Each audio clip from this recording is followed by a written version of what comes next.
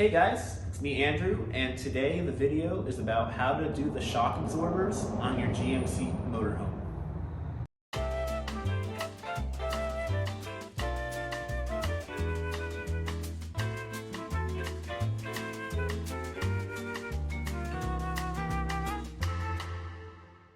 This is a really easy job, and I have everything on the table here that you need. These brakes are for the next video. But we got some nice jack stands, some wrenches. I have a socket wrench and my electric impact. And then the shock absorbers themselves. So the front is part number KG5435. And the rears use a KYB KG5436. There's a lot of discussion about the best shock absorbers. I'm from the BMW community where Bilstein is regarded as the best usually. But from what I read on the GMC, the Bilstein do not hold up.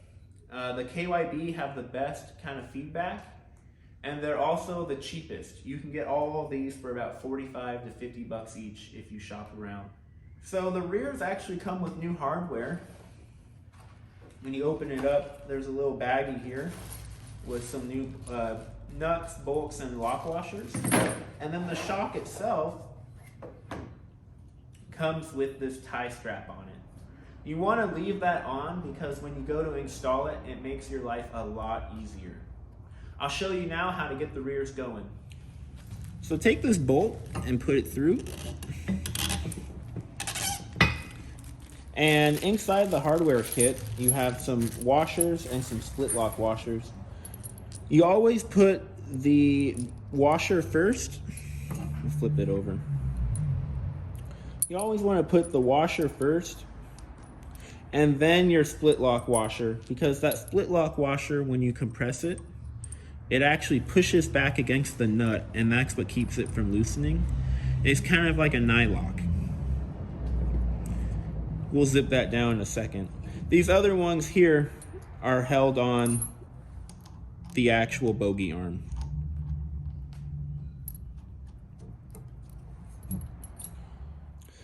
So the size on here, it wasn't any size I had a wrench for, so I got the adjustable wrench on.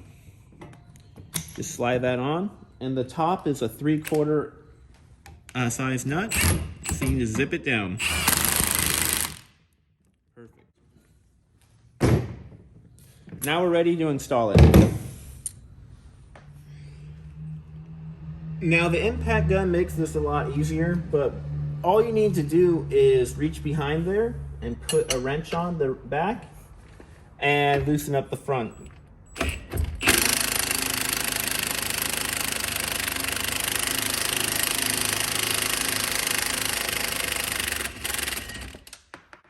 There we go. That's a 15/16 nut and bolt, at least on my coach. I hit a snag on the lower one here because when you turn it, you can see on the camera a little bit, the nut is turning, but also the bolt is turning. So you're gonna have to reach behind and put a wrench on the head of the bolt, which is behind the frame rail.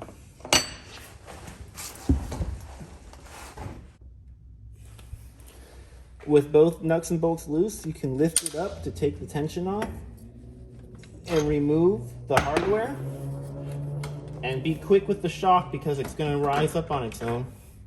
You can take that out of there. So I put the floor jack under the backing plate to raise up the bogie arm. You won't hurt anything. This makes it a lot easier to install the new shock. With it raised up, the shock should easily fit right on.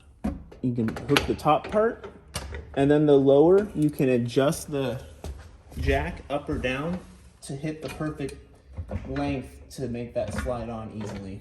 You kind of gotta take one off to put the other one on a little bit. There we go. Remember to put the split lock washer first, and then these nuts actually have like a more flat side here machined, and that should go against that washer. Once the split lock washer compresses, it pushes back on the nut itself. So you'll feel it when it's tight, and it's all the way tight. With everything tightened down top and bottom, you should be able to slip off this cover or this plastic and just pull it right off. Now we'll do the other side. One thing to watch out for on this other side is this arm right here, which is for the self-leveling valve. It can get in the way of removing the shock, so just be careful of that, and you should be good.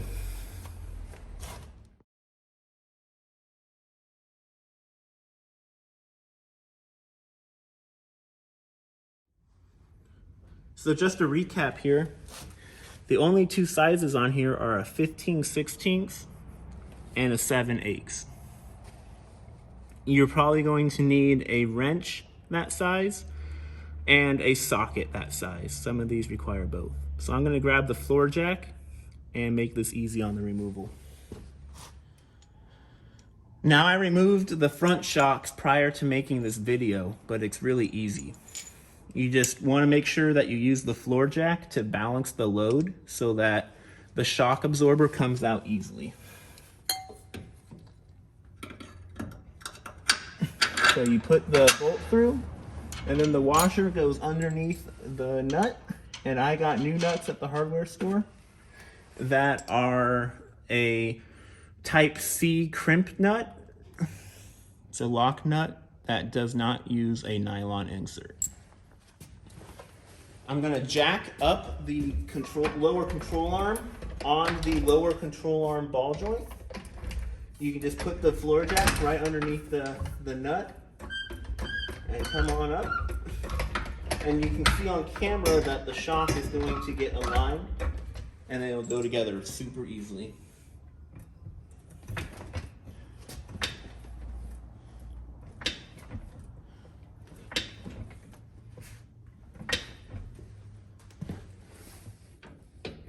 Almost there. So I actually got my bronze hammer, and I'm just gonna tap it on. Much easier. So now we'll put that new washer and the new lock nut, and then you can lower the control arm back down.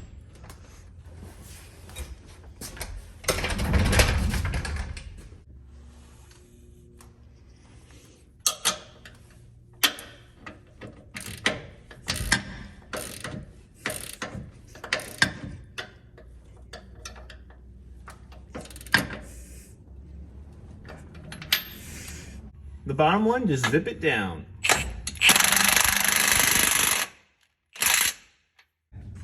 So replacing your shocks is really easy. Just make sure you be safe, make sure that your coach is properly supported. When you do the job, it helps to have power tools. And if you don't have an impact gun, try checking out your local AutoZone or O'Reilly. They sometimes rent those tools, and you just pay up front and get a full refund when you return it. The last thing that I wanted to add was that those rear bolts on the shock absorbers that go through the frame rail, they can really suck if they spin. So it is a really tough job, but you can snake a wrench up in there and hold it from the backside. If you have it on the passenger side with that problem, I know you can get it done, but it's not easy. The exhaust pipe is right there and kind of in the way. So just snake a wrench in there, and what you can do is lock that wrench against the frame rail and then take it off fairly easily from there. So don't be afraid to get your hands dirty, guys. We got more videos for you coming on the way. I'm Andrew, and I'm here to teach you how to work on your own GMC. Thank you.